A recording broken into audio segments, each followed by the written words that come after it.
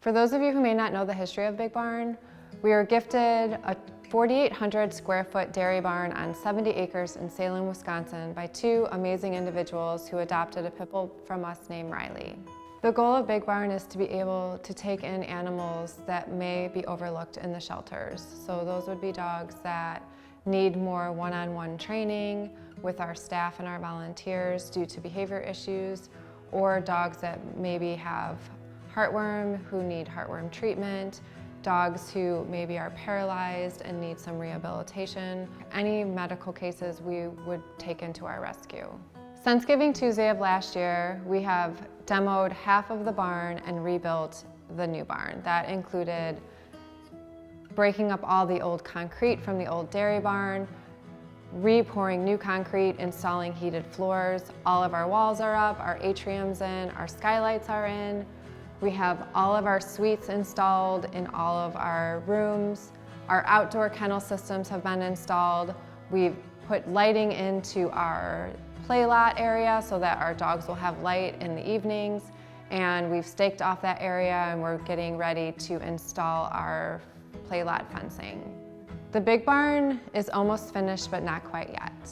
We still have to install our cabinets and countertops in our grooming room, our kitchen, and our laundry room.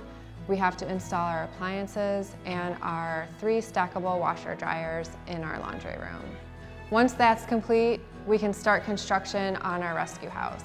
Our rescue house is going to house our welcome center, our community room, a kitchen, an additional laundry area, and 3 bedrooms that will house our medical rooms for dogs that need 24-hour care, as well as kittens and rabbits that may need our help.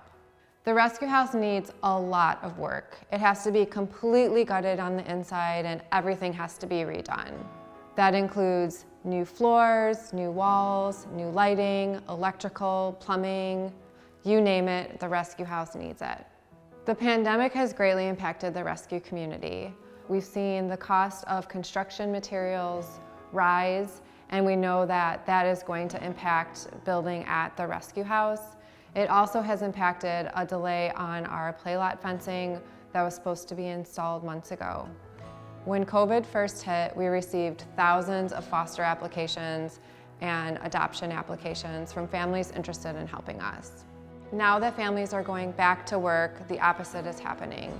Not only are we not able to find fosters for our animals, but we literally have puppies sitting at our adoption center that we can't find fosters for.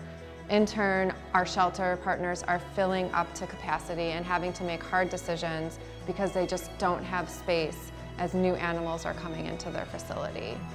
When I'm at Big Barn, I walk through the facility and I walk past all of our empty suites. And then I go to our animal control and I walk by the cages and I don't see one empty cage. They're literally overflowing.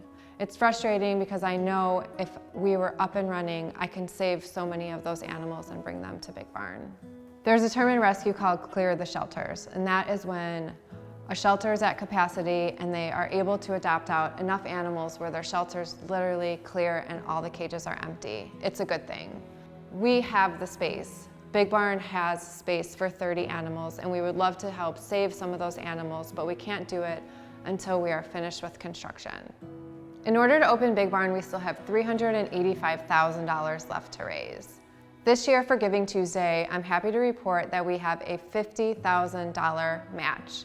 That means if we raise $50,000 through your donations, we have a donor that is willing to give us an additional $50,000, meaning we can raise $100,000 for Giving Tuesday 2021. Your donation can mean the difference between life and death for an animal waiting at a shelter to be saved. Help us fill the Big Barn.